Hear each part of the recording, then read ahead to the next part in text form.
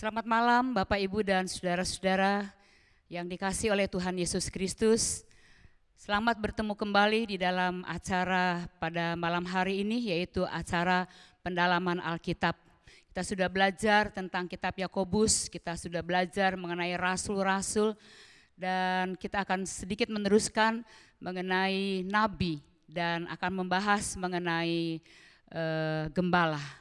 Itu sebabnya mari kita minta supaya Allah Roh Kudus sendiri akan memberikan hikmat kepada kita supaya kita boleh mendapatkan berkat dan pencerahan. Mari kita akan berdoa. Bapa dalam surga, biarlah Roh Kudus akan menjelaskan kepada kami kebenaran firman Tuhan supaya kami boleh mengerti. Karena kalau kami mengerti firman Tuhan, maka iman kami akan bertumbuh dan firman Tuhan akan menjadi kekuatan bagi kami. Terima kasih Engkau tolong hamba-Mu yang akan menjelaskan kepada kami kebenaran firman. Dan biarlah kami semua juga yang mendengar, kami semua boleh diberikan pencerahan oleh Roh Kudus sendiri supaya kami boleh mengerti apa yang Tuhan sabdakan kepada kami. Terima kasih, dalam nama Tuhan kami Yesus Kristus kami panjatkan doa kami. Haleluya, amin. Malam hari ini kita akan bersama-sama merenungkan atau mempelajari firman Tuhan mengenai para rasul, para nabi, dan para gembala. Pada pelajaran sebelumnya kita sudah membicarakan mengenai rasul. Dan pada malam hari ini kita akan meneruskan mengenai nabi dan gembala. Kita akan mulai terlebih dahulu mengenai nabi, yaitu bagaimana caranya nabi mendengar suara Tuhan. Kita akan lihat bersama-sama di dalam 1 Samuel pasal 3 ayat yang ke-3 sampai 9. Lampu rumah Allah belum lagi padam.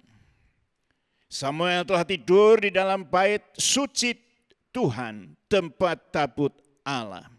Lalu Tuhan memanggil Samuel, Samuel, dan ia menjawab, "Ya Bapa." Lalu berlarilah ia kepada Eli, serta katanya, "Ya Bapa, bukankah Bapa memanggil aku?" Tapi Eli berkata, "Aku tidak memanggil." Tidurlah kembali, lalu pergilah ia tidur.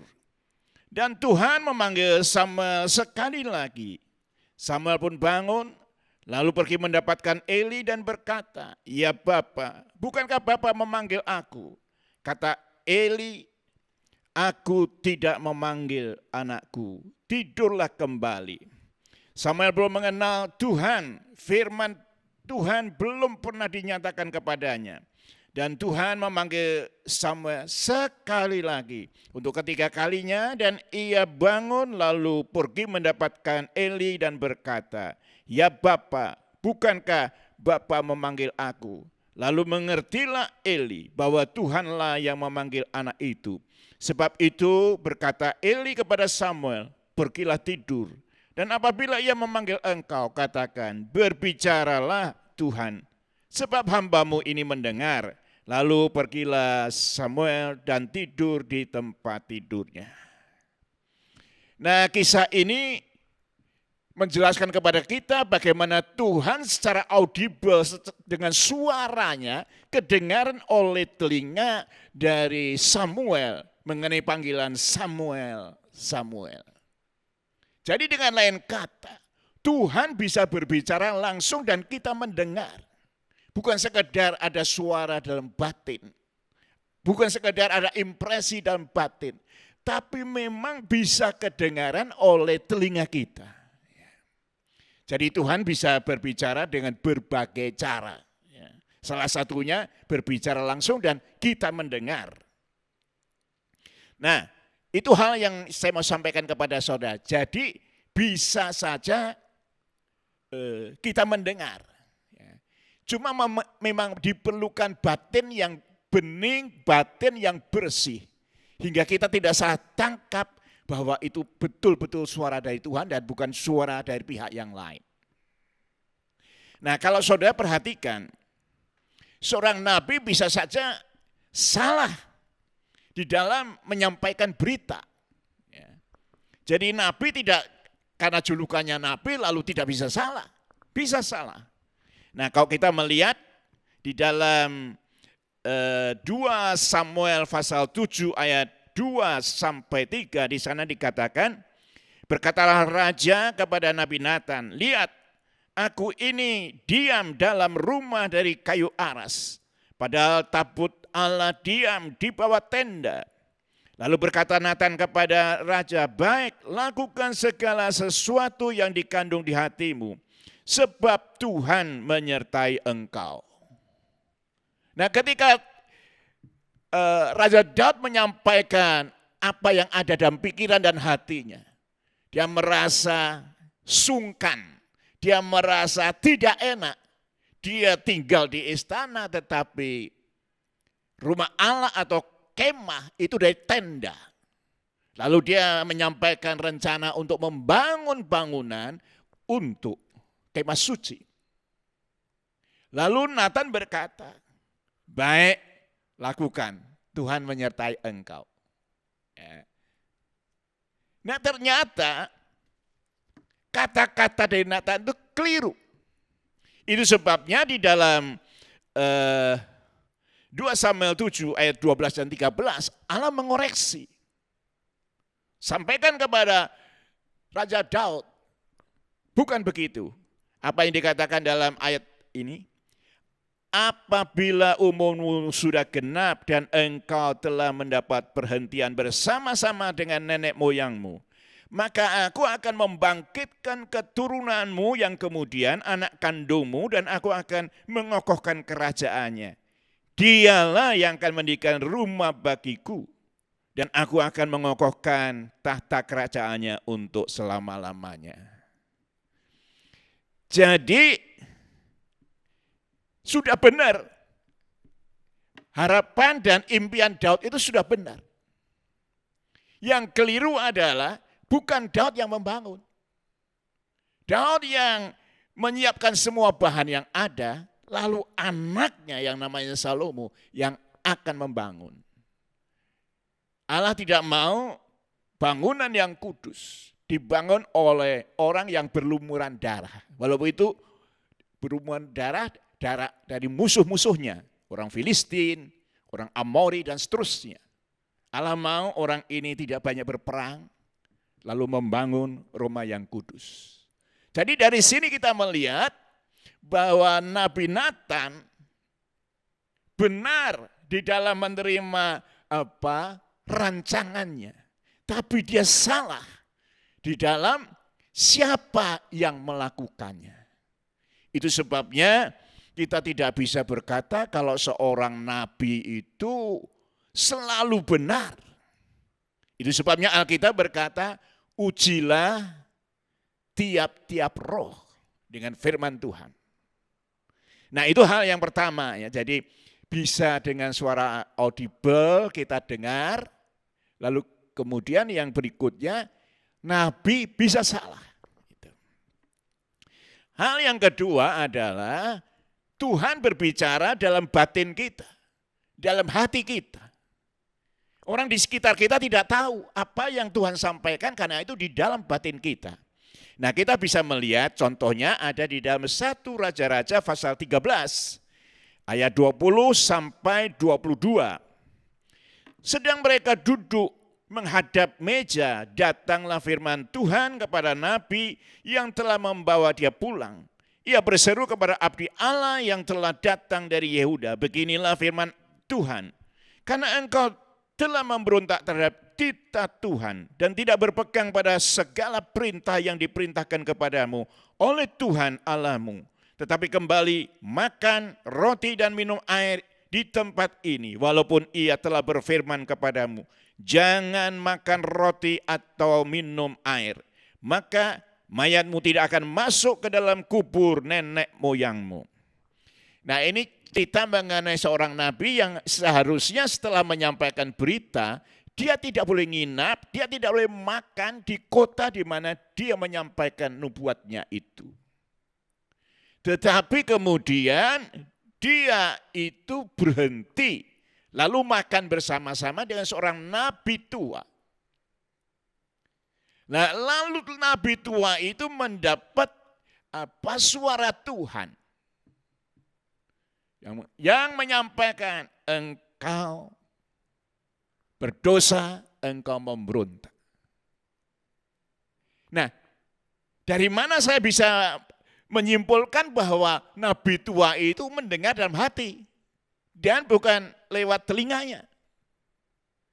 Karena nabi tua itu akhirnya menyampaikan berita yang Tuhan taruh dalam hatinya kepada orang yang dia ajak makan, nabi yang bersalah itu. Artinya apa? Artinya kalau nabi yang dimana dia akan dihukum oleh Tuhan bisa mendengar suara Tuhan yang audible. Tidak perlu nabi tua itu harus menyampaikan pesan ilahi kepada nabi itu. Jadi dari kisah ini kita bisa menyimpulkan ada suara Tuhan lewat telinga kita yang kedengaran, tapi bisa juga lewat hati kita. Tuhan menyampaikan pesan, lalu kemudian pesan yang ada dalam hati kita sampaikan kepada orang lain. Kalau suara Tuhan itu terdengar oleh banyak orang, tentu saya tidak perlu menyampaikan pesan itu, karena sudah jelas. Tetapi karena Tuhan menyampaikan kepada saya, lalu saya harus menyampaikan kepada orang lain kalau itu suara itu berasal dari yang Tuhan taruh dalam hati kita. Jadi jelas ya, ada yang suara audible, yang kedua suara dalam hati. Nah, saya ingin tambahkan satu lagi, nomor 3. Tentu sebetulnya ada banyak cara Allah berbicara ya. Nah, ini lewat vision atau penglihatan. Jadi mungkin dalam doa lalu Tuhan memberi seperti video ketika kita tutup mata lalu ada video yang jalan. Itu gambaran-gambaran dan pesan-pesan Tuhan. Atau Tuhan membuka mata rohani kita hingga kita melihat hal-hal yang supranatural. Kita tidak pernah melihat setan, kita tidak pernah melihat malaikat. Tetapi Tuhan ketika membuka mata kita bisa melihat itu. Nah, saya ambil contoh di dalam Bilangan 22 ayat 27. Melihat malaikat Tuhan meniarap keledai itu dengan Bileam masih di atasnya. Maka bangkit amarah Bileam lalu dipukulnya keledai itu dengan tongkat. Jadi saya mau sampaikan kepada saudara bahwa keledai itu bisa ngelihat malaikat. Tapi Bileam yang dikatakan seorang nabi yang dekat dengan Tuhan justru tidak bisa melihat. Itu sebabnya keledai yang menghindar dari menghindar dari malaikat yang dengan pedang terus menghadang Bileam. Itu kemudian meniarap, nggak mau jalan. Lalu Bileam memukul. Nah, kita teruskan lagi. Di dalam pasal 22 Bilangan ayat 31. Kemudian Tuhan menyingkapkan mata Bileam. Dilihatnya malaikat Tuhan dengan pedang terhunus di tangannya berdiri di jalan. Lalu berlututlah ia dan sujud.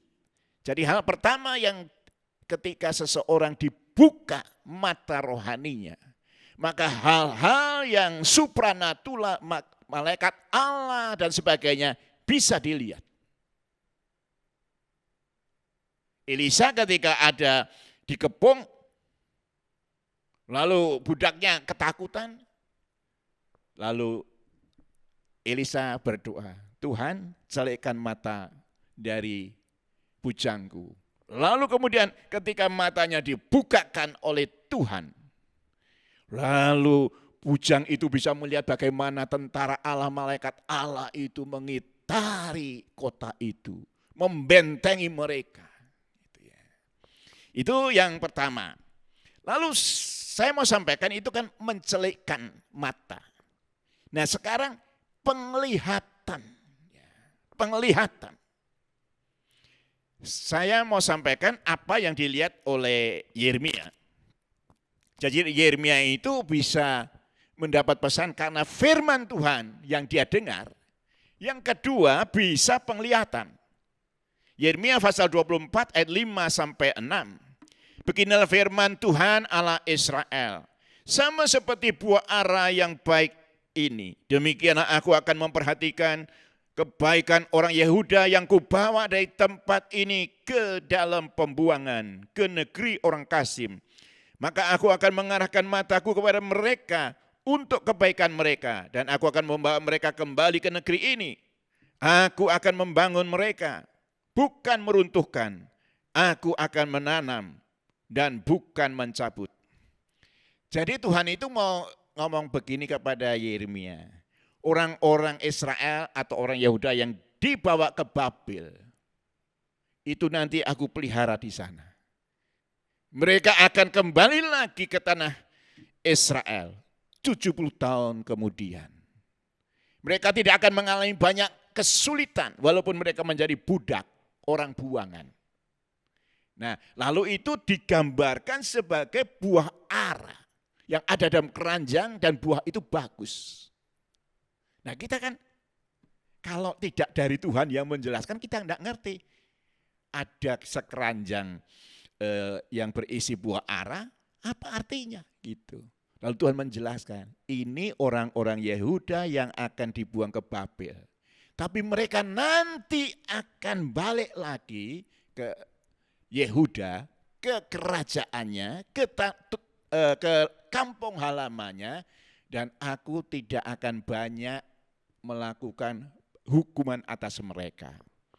Tapi ternyata yang dilihat oleh Yeremia bukan cuma keranjang yang berisi buah ara yang baik. Ada satu keranjang lagi isinya busuk.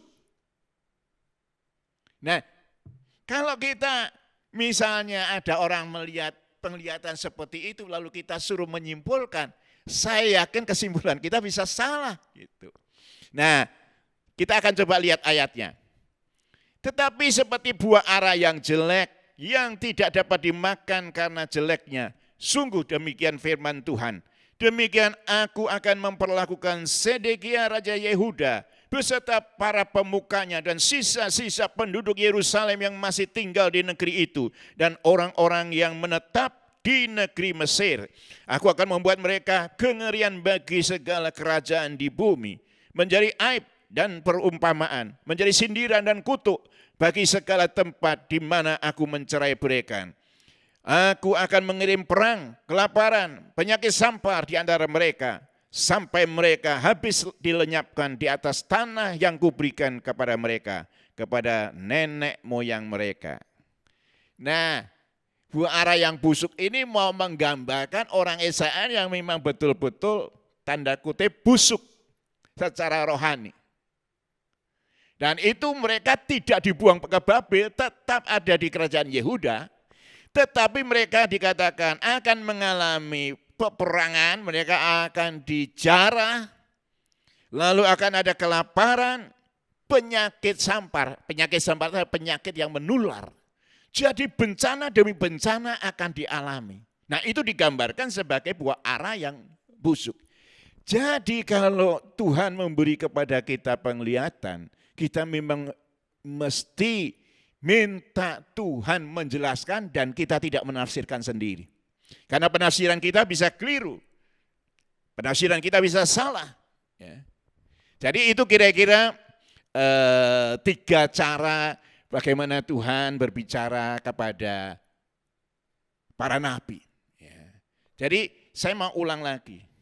Kenapa kita bicara nabi, rasul, dan gembala?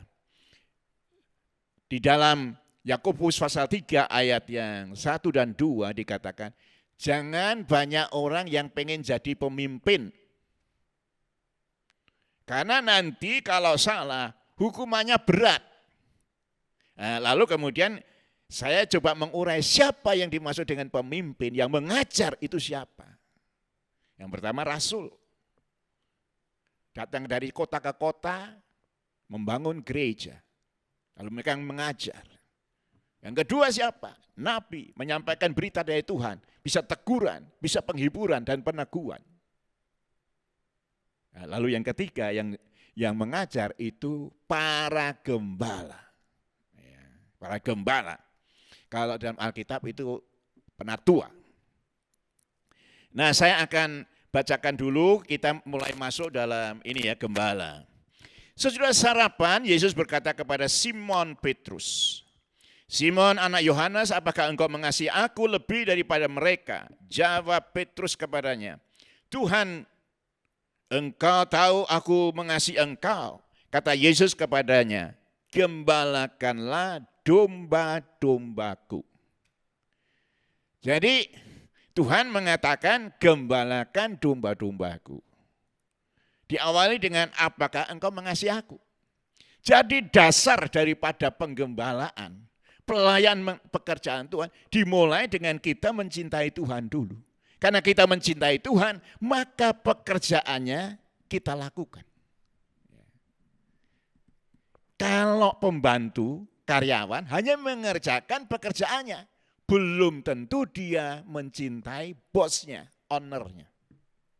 Nah, ini pelajaran yang mendasar. Pelayanan dalam gereja harus dimulai bukan karena aku suka pelayanan ini, tapi karena aku mencintai Tuhan, maka aku kerjakan pekerjaan Tuhan. Kan gitu. Seperti seorang pacar, karena mencintai pacarnya, maka yang diminta oleh pacarnya dilakukan dengan senang hati. Kan begitu. Kalau cuma teman, ya kita cuma jalani saja tanpa rasa cinta, kita jalani apa yang diminta, kita bisa tolong, kita tolong. Gitu. Nah, jadi dasar dari sebuah pelayanan mesti dari cinta kepada Tuhan. Nah, bagaimana caranya supaya kita bisa menggembalakan dengan baik? Tugas dari gembala itu memberi pengajaran untuk menunjukkan jalan yang harus ditempuh oleh domba-dombanya atau umatnya. Jadi harus misalnya yang ini jangan, yang ini jangan, jalan terus saja lewat jalan ini. Gembala perlu memberi arahan, jalan mana yang harus diambil, jalan mana yang harus ditempuh oleh umatnya. Ketika seorang gembala tidak memberi arah, maka dombanya tidak tahu ini harus ke kiri, harus ke kanan, atau harus terus. Jadi yang pertama, memberi arah, jalan yang harus ditempuh, supaya destiny rancangan Tuhan terjadi. Tiap-tiap orang kan dirancang Tuhan dengan apa ya? Dengan spesial, unik ya. Nah, tiap-tiap orang bisa menemukan rancangan Tuhan lalu melayani dengan sukacita. Lalu hal yang kedua, pengajarannya itu juga berisi teguran. Bukan saja mengarahkan, tetapi seorang gembala memberi teguran. Yang salah dikatakan salah, yang benar diberi apresiasi, kan begitu. Ketika yang salah itu tidak ditegur, maka anak buahnya akan melanjutkan kesalahan itu. Nah, ketika gembala diam bungkam tidak menegur kesalahan umat, gembala itu ikut bertanggung jawab atas kesalahan anak buahnya. Jadi yang pertama, menunjukkan jalan yang harus ditempuh supaya destiny rancangan Tuhan terjadi dalam hidupnya. Yang kedua, memberi teguran supaya balik lagi ke jalan yang benar. Kalau seorang gembala bungkam, tidak menegur, dia bersalah kepada Tuhan karena dia tidak melaksanakan tugas yang Tuhan percayakan. Lalu yang ketiga, itu digembalakan dengan keteladanan. Keteladanan ini memang paling paling kuat gitu. Seseorang ketika misalnya ditegur soal keuangan yang tidak beres, tapi yang menegur juga tidak beres. Tegurannya itu tidak powerful. Tegurannya ini kurang manjur karena kita sendiri belum menang di area itu. Tapi kok kita menang dalam area itu, lalu kita menegur orang, itu kekuatan teguran kita, pengarahan kita, itu betul-betul akan didengarkan oleh umat yang kita gembalakan. Jadi keteladanan itu apa yang kita omongkan, apa yang kita sampaikan sesuai dengan yang kita hidupi. Ya. Mudah seorang pemimpin menegur, mengarahkan, tetapi kalau dia tidak menjalani apa yang disampaikan, itu teguran dan pengarahannya itu kurang punya kuasa. Nah, sekarang saya mau lanjutkan dengan bagaimana caranya menjadi seorang gembala yang baik. Tadi saya sudah sampaikan di bagian atas, tentunya lewat pengajaran, mengarahkan, lewat pengajaran memberi teguran, lalu memberi keteladanan. Nah, kita akan baca di dalam 1 Petrus 5 ayat yang kedua. Atau mungkin sebelum kita lanjut, mungkin dari Ibu Gunawan ada hal yang mau disampaikan.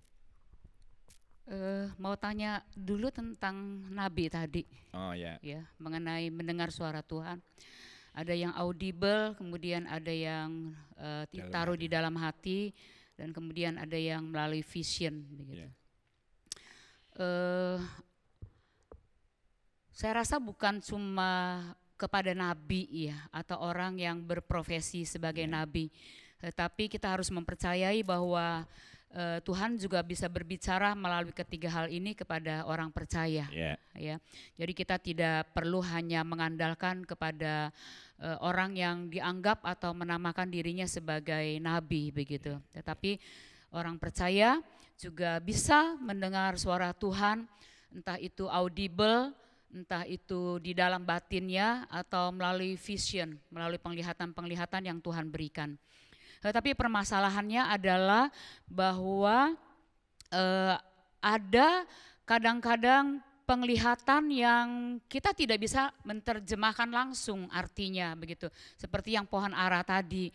Atau ada suara audible yang kita dengar tapi kita enggak mengerti, itu ditujukan buat kita, ditujukan buat orang lain, kemudian maknanya apa. Jadi ada kadang-kadang orang-orang yang dipercaya oleh Tuhan untuk mendapatkan vision atau mendengar suara Tuhan secara langsung itu jadi bisa bingung dan ada kemungkinan juga bisa salah untuk menangkap suara Tuhan gitu.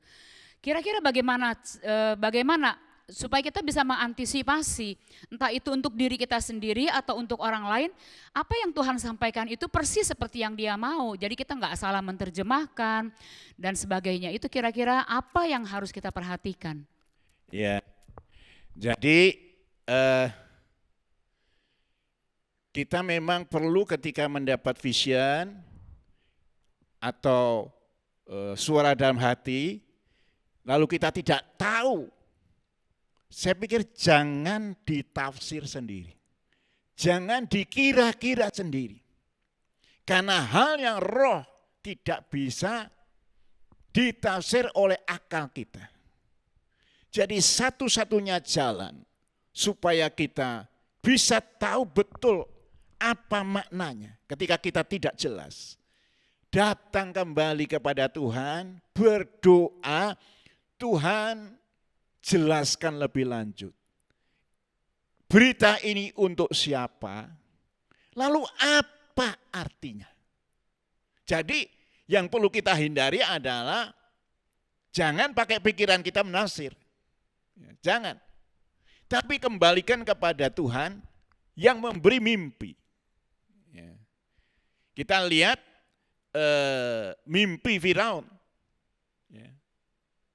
Tidak ada yang bisa menerjemahkan. Tapi kemudian Daniel dengan hikmat Tuhan bisa menjelaskan.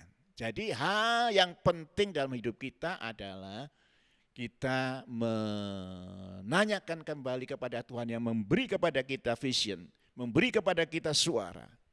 Apa maknanya dan untuk siapa? Itu kira-kira. Kalau misalnya anggaplah kita perlu konfirmasi begitu. Boleh nggak tanya sama misalnya kepada pendeta atau kepada siapa begitu. Berkaitan dengan tadi yang disampaikan mengenai Nathan. Bahwa Nathan pun juga sebagai hamba Tuhan dia bisa salah begitu. Sebenarnya gimana itu lebih baik kita tanya dulu sama hamba Tuhan atau kita bergumul dulu sama Tuhan sampai kemudian kita diberikan pemahaman yang atau diberikan hikmat oleh Tuhan untuk ngerti apa yang Tuhan maksud.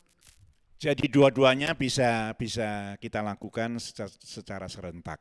Jadi bisa kita bertanya kepada orang yang lebih rohani yang kira-kira atau menjadi pemimpin kita. Yang kedua juga sambil kita menggumulkan itu dalam doa untuk mendapat pimpinan Tuhan. Hingga kemudian dengan yang disampaikan oleh pemimpin kita, gembala kita, itu nanti kita singkat. Oke, berarti yang terpenting adalah kita memiliki hikmat dari Tuhan dan kemudian kita minta kepekaan spiritual ya, kepekaan rohani supaya kita ngerti. Kita tidak dipengaruhi oleh perasaan kita, oleh pikiran kita di dalam menangkap apa yang Tuhan pesankan gitu ya. Berarti kedekatan dengan Tuhan itu kunci supaya kita tidak salah begitu.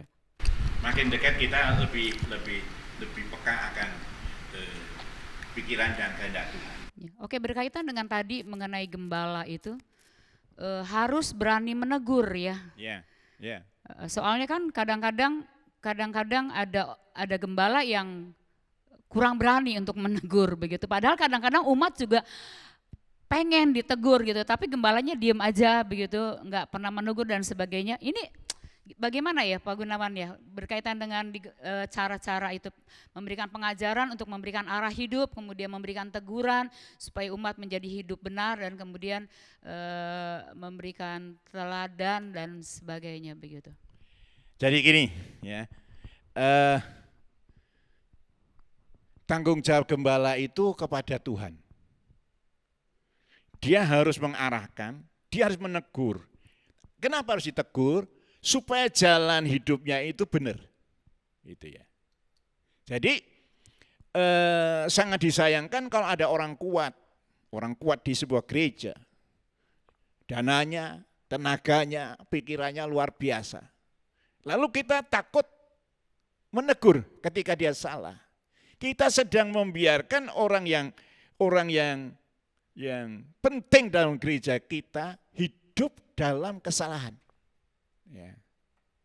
Nah lebih baik ini teguran itu bisa diterima ketika disampaikan dengan apa ya, bijak itu ya. Nathan juga menyampaikan kepada Daud dan tidak menimbulkan masalah itu ya.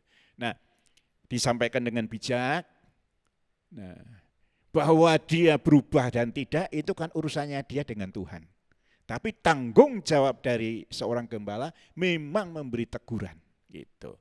Yang penting adalah lebih baik saya ngikuti patokan Tuhan daripada saya tidak ngikuti patokan Tuhan hanya mengandalkan orang kuat.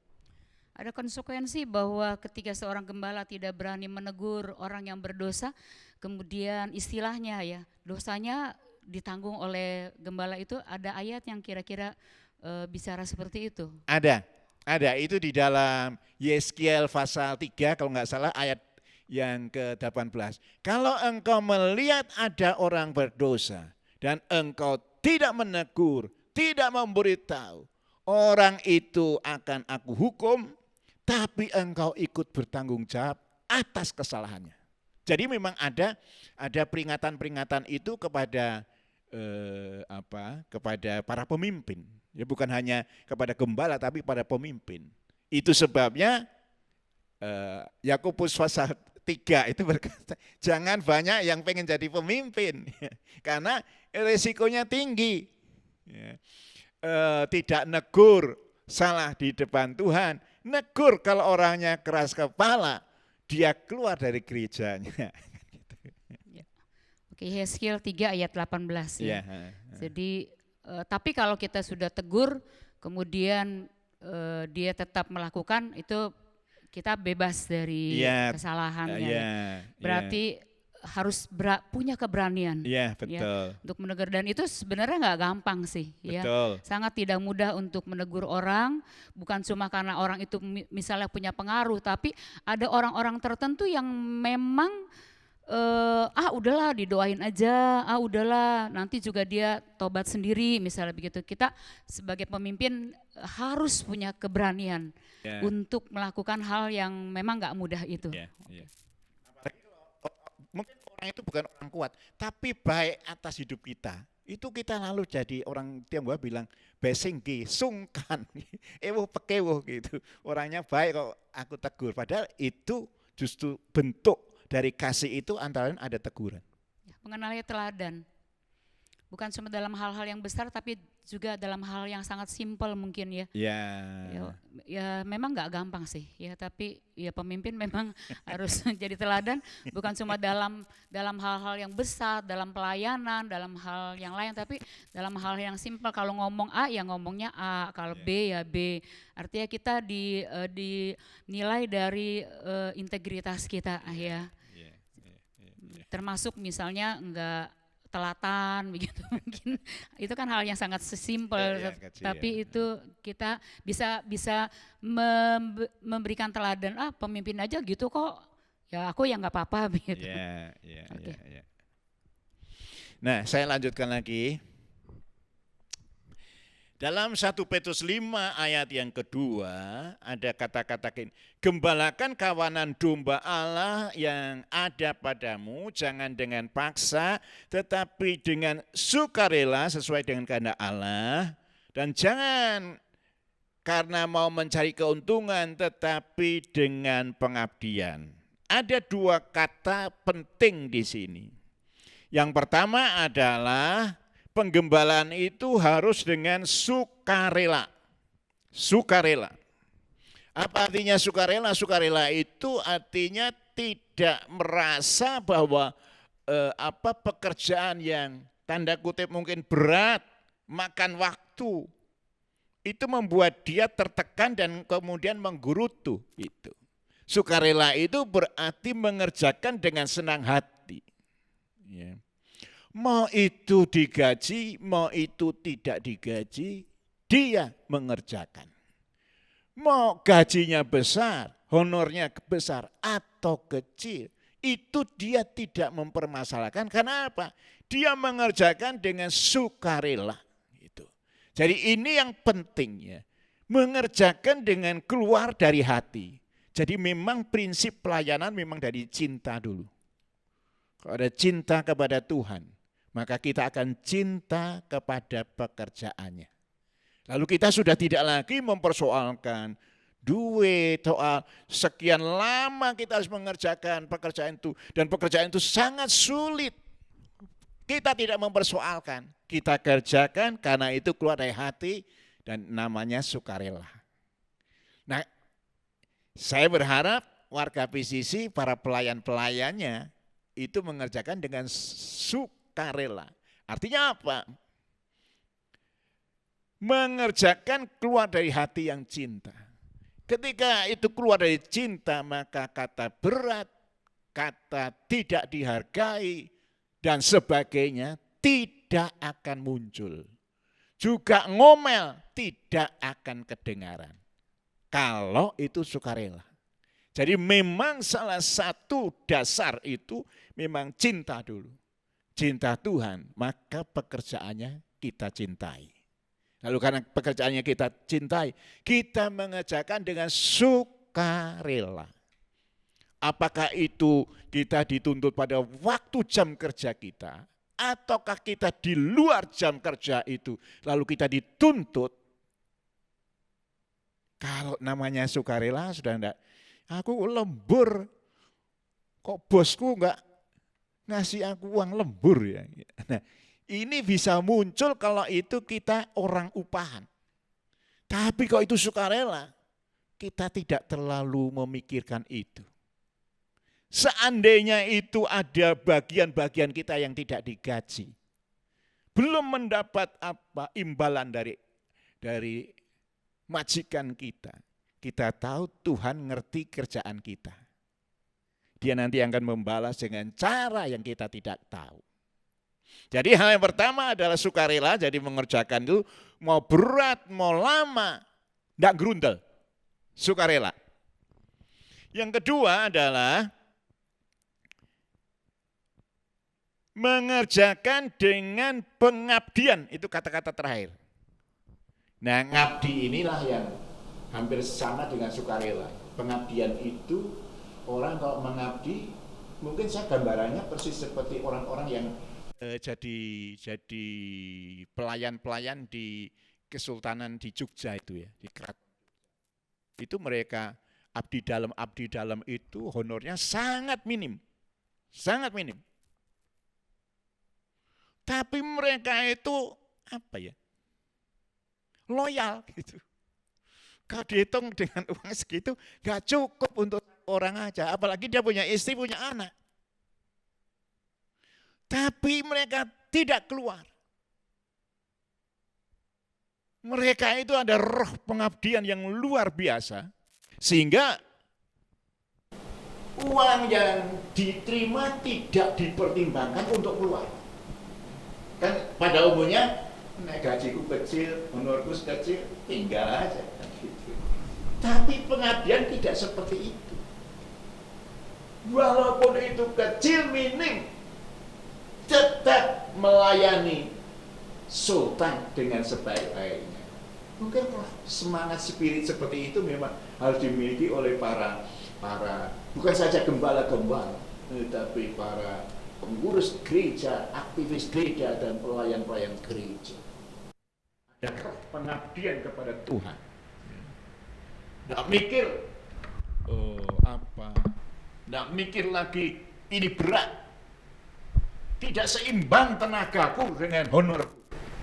Itu nggak menjadi pembicaraan, karena ada roh yang namanya pengabdian. Pindah wae. Gerejamu orang menghargai kamu cuma dapat segitu.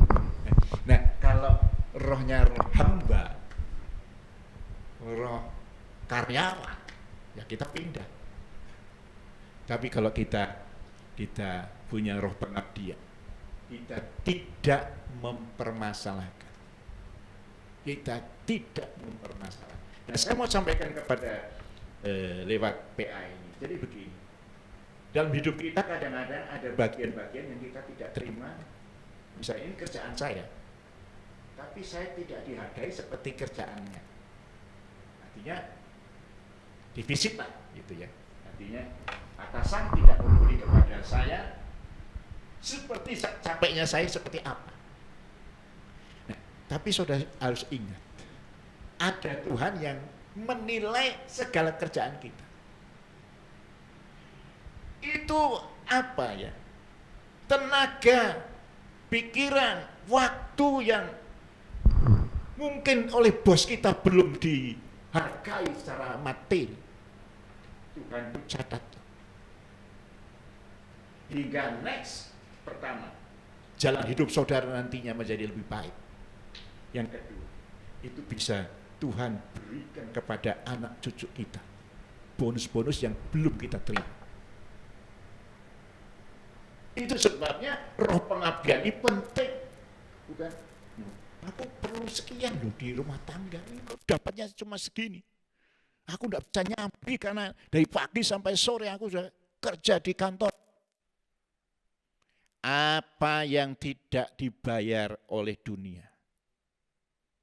Tuhan memperhitungkan, Tuhan mencatat, dan akan membalas dalam kesempatan yang akan datang di masa depan kita atau diberikan kepada anak-anak kita. Kenapa?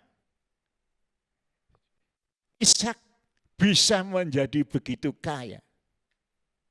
Bukan karena dia lebih hebat dari Abraham, bukan. Tapi ada ayat yang penting.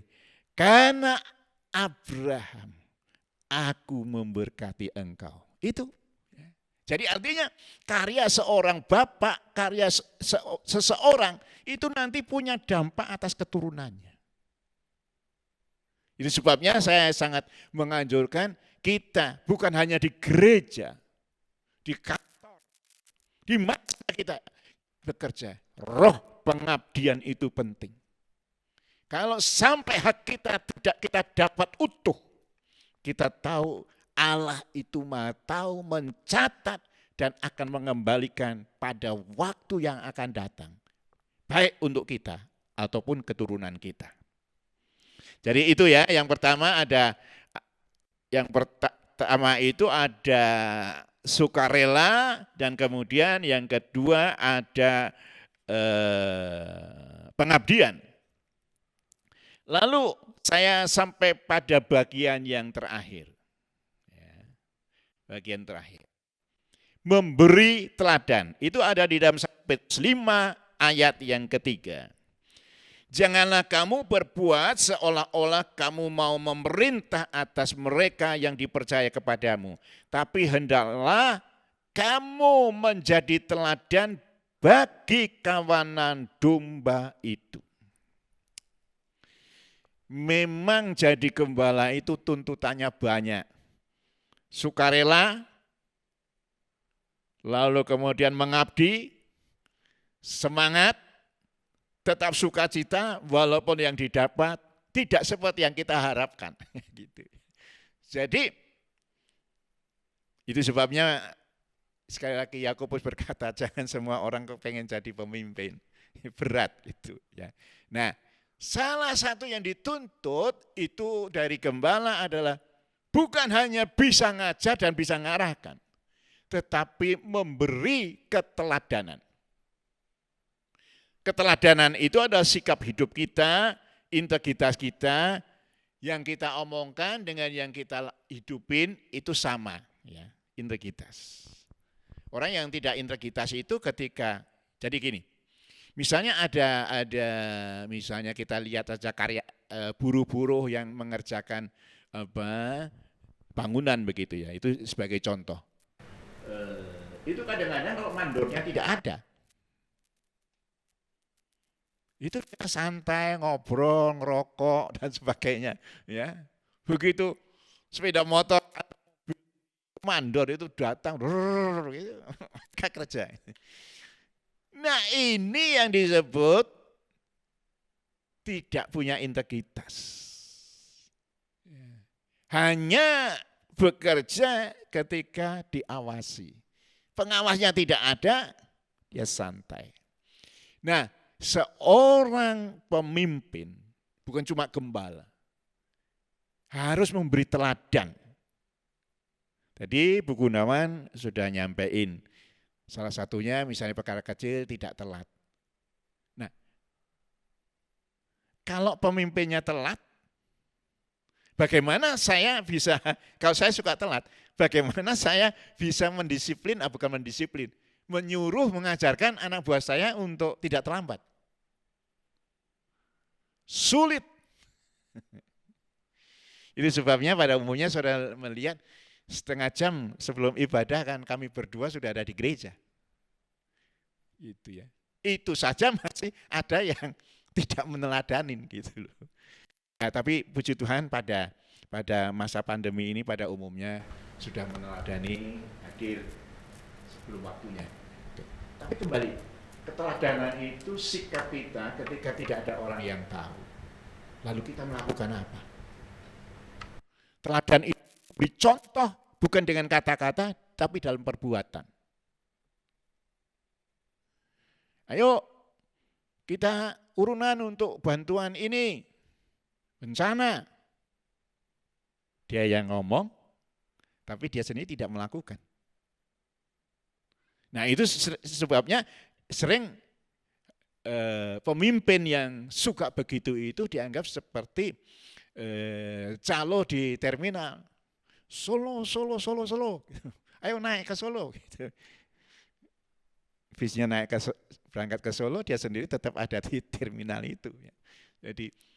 Jadi kembali, salah satu, jadi gini. Seorang gembala, seorang hamba Tuhan itu akan menarik umat lewat khotbahnya. Khotbahnya bagus. Lalu yang kedua, ketika dia menjadi gembala dan dilihat terus-menerus, yang dicari oleh umat adalah keteladanan. Jadi kalau untuk pertama, itu khotbahnya, wah khotbahnya bagus loh, mantap. penuh dengan urapan. Tapi yang kedua, kalau dia stay di sebuah tempat, dia nanti bisa ketahuan apakah dia jadi teladan atau tidak. Yang paling enak itu penginjil. Khotbah di sini, khotbah di sana, tidak ada orang yang tahu hidupnya sehari-hari. Gitu. Tapi kalau itu gembala, itu seperti hidup di etalase. Dilihat dari kiri, dilihat dari kanan, dari muka, dari belakang. Itu sebabnya seorang gembala oleh Petrus dikatakan hendaknya punya keteladanan. Nah, saya mau sampaikan kepada saudara sebuah istilah, kata teladan.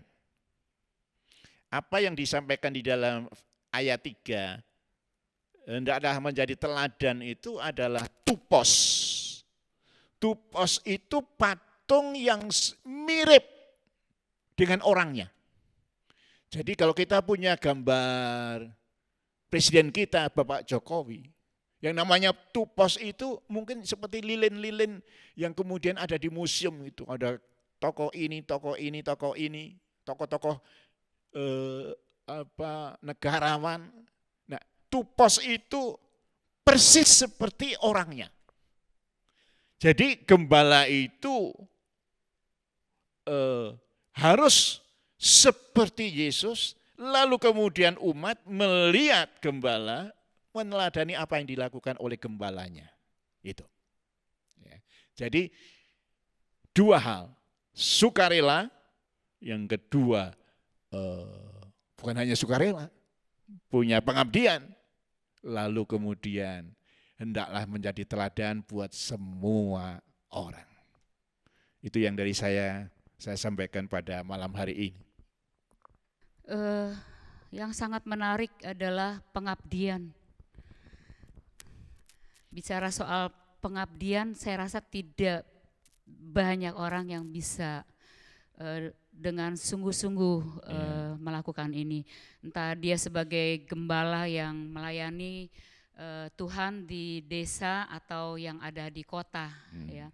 Tetapi memang firman Tuhan ngajarin adalah kita harus melayani Tuhan dengan pengabdian, ya. Tadi ayatnya sudah kita baca, mengabdi.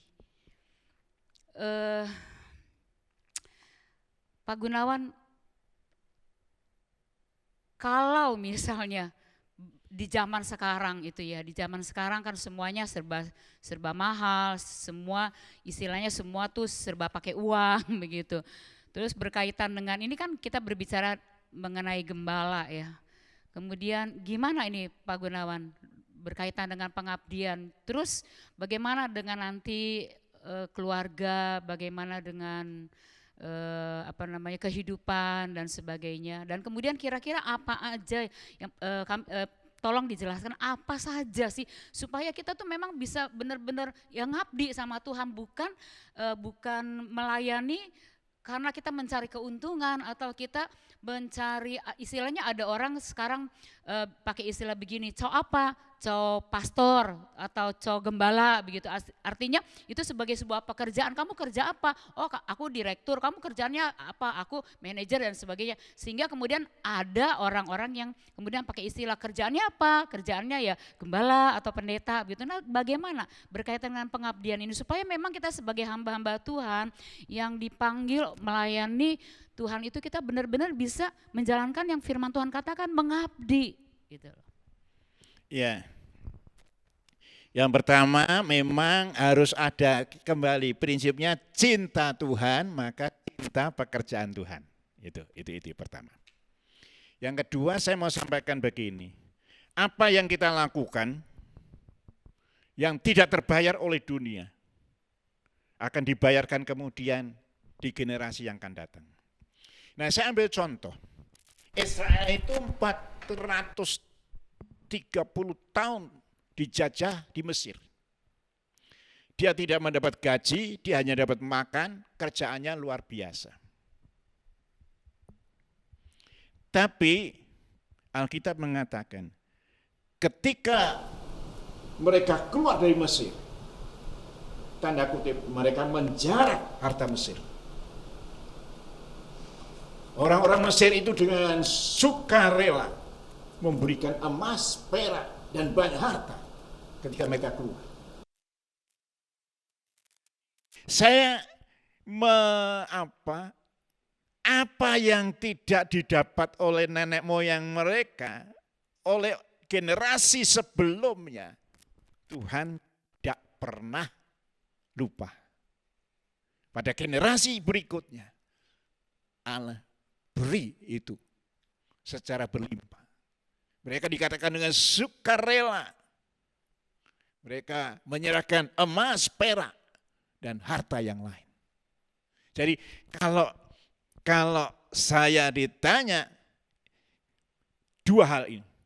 Yang pertama, mesti kita cinta Tuhan. Kalau kita cinta Tuhannya itu kurang, ya pengabdian kita pasti kurang. Cinta Tuhan akan menyebabkan kita mencintai pekerjaannya. Yang kedua, kita mesti punya sebuah konsep. Apa yang aku tidak dapat dari perusahaan ini, dari gereja atau dari instansi ini, aku tahu itu tidak hilang percuma. Akan Tuhan balaskan di hari yang kemudian. Kalau kita pegang itu, saya yakin ya, ada cinta kepada Tuhan, lalu kemudian konsep bahwa apa yang kita tidak peroleh itu nanti akan dikembalikan. Dan mungkin itu berlipat kali ganda. Itu saya pikir pengabdian itu menjadi sesuatu yang bisa dilakukan. Kita tidak rewel, kita tidak bukan cuma tidak rewel, tidak menggerutu, begitu. Oke, berarti sebenarnya ini juga ada erat kaitannya dengan calling ya. Bahwa seorang gembala itu dia benar-benar harus yakin dengan panggilan Tuhan. Ya, betul. Karena kalau dia nggak merasa yakin kuat itu adalah panggilan Tuhan untuk dia menjadi seorang gembala, saya rasa nggak ada orang yang bisa kuat untuk mengabdi ya, karena bukan cuma masalah cinta kepada Tuhan itu ya, tapi masalahnya adalah ada banyak harga yang harus dibayar di dalam sebuah penggembalaan. Kalau dia tidak merasakan panggilan Tuhan yang kuat di dalam dirinya, saya kira nanti dia akan bisa berhenti di tengah jalan, atau kemudian dia akan melakukan hal-hal yang kurang baik begitu ya, entah motivasinya jadi berubah gitu, kemudian atau fokusnya bisa menjadi berubah, tidak lagi kepada jiwa-jiwa tetapi kepada bagaimana dia mendapatkan uang dan sebagainya ya. Berarti ada cinta kepada Tuhan, tetapi penting juga kita yakin kepada diri kita sebagai gembala bahwa kita itu dipanggil oleh Tuhan sebagai gembala. Tadi kan firman-Nya di awal dikatakan jangan banyak orang ingin menjadi pemimpin ya, karena tidak mudah menjadi pemimpin ya, apalagi menggembalakan banyak orang dengan begitu banyak karakter yang berbeda-beda, dengan respon yang berbeda-beda. Itu tidak gampang. Kalau tidak ada kasih kepada Tuhan, nggak mungkin bisa mengabdi. Tetapi kalau tidak ada calling juga mungkin kita tidak bisa mengabdi dengan sepenuh hati ya, karena itu adalah hal yang saya pikir mutlak ya. Kita harus sebagai seorang gembala, kita harus benar-benar yakin bahwa kita ini dipanggil oleh Tuhan sebagai gembala, sehingga kita menjalannya ya walaupun istilahnya orang-orang yang di desa-desa jadi gembala ada kurang-kurangnya begitu. Saya rasa yang di kota juga nggak seperti, bukan berarti yang di kota juga kemudian nggak ada masalah dengan itu, ada juga. Tapi itu tidak menjadi sebuah masalah yang kemudian membuat kita menjadi mutung atau kemudian kita menjadi mundur dari penggembalaan. Tetapi kita tetap, oh iya seperti tadi Pak Gunawan bilang bahwa sekarang kita nggak terima nih misalnya, tapi nanti Tuhan akan sediakan. Bahkan kepada generasi di belakangnya juga Tuhan akan mempedulikan mereka begitu ya. Jadi, tapi Pak Gunawan, kita bicara seperti ini, kita sebagai gembala, memang kita harus menjalani ya. Dan memang saya pikir kita nggak akan bisa berbicara seperti ini kalau kita tidak mengalami ya. Karena apa yang kita sampaikan itu harus dari sebuah pengalaman hidup ya. Tapi ini juga mungkin menjadi sebuah dorongan atau motivasi bagi semua gembala-gembala yang ada ya, baik yang ada di kota-kota kecil atau di kota-kota yang besar ya. Kita harus utamanya ya mencintai Tuhan, kemudian mencintai pekerjaannya.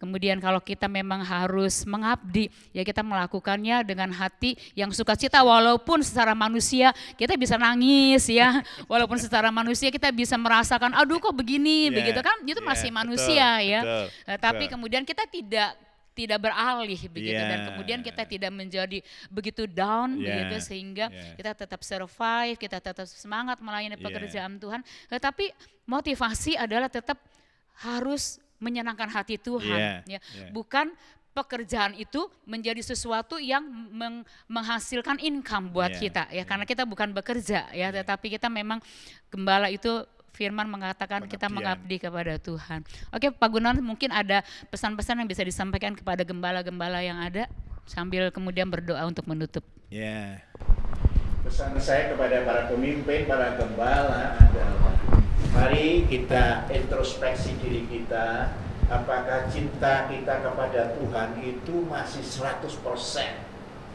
atau luntur. Kita hanya sekedar bekerja, tetapi rasa cinta kepada Tuhan itu sudah mulai pudar. Itu yang penting. Karena pertanyaan kepada Petrus bukan kenapa engkau menyangkal. Tidak. Yesus tidak pernah mempertanyakan penyangkalan Petrus yang 3 kali. Tapi yang dia tanya, aku mau kasih engkau tugas dan tanggung jawab. Apakah engkau mau mencintai aku dengan segenap hati? Jadi itu yang harus menjadi apa? Menjadi dasar buat pelayanan kita. Lalu yang kedua, seperti yang tadi saya sampaikan, seandainya ada bagian-bagian yang kita tidak menerima pada hari-hari ini, kita menganggap kerjaan kita lebih banyak dari apa yang kita dapat. Ketahuilah, Allah tidak pernah lupa mencatat kelebihan-kelebihan itu. Sebab itu mari layani Tuhan dengan sukacita, dengan pengabdian, dan tetap semangat. Tuhan memberkati. Mari kita bersama-sama berdoa. Kami datang kepada Engkau, kami menyerahkan para pemimpin, kami menyerahkan para gembala dalam tangan Tuhan. Engkau memberi kekuatan hingga mereka boleh mengerjakan pekerjaan Tuhan sesuai dengan rancangan Tuhan. Beri kepada mereka hikmat akal budi untuk menyelesaikan tugas tanggung jawab yang Tuhan percayakan kepada mereka. Terima kasih Tuhan. Terima kasih Tuhan. Dalam nama Tuhan Yesus Kristus kami sudah berdoa.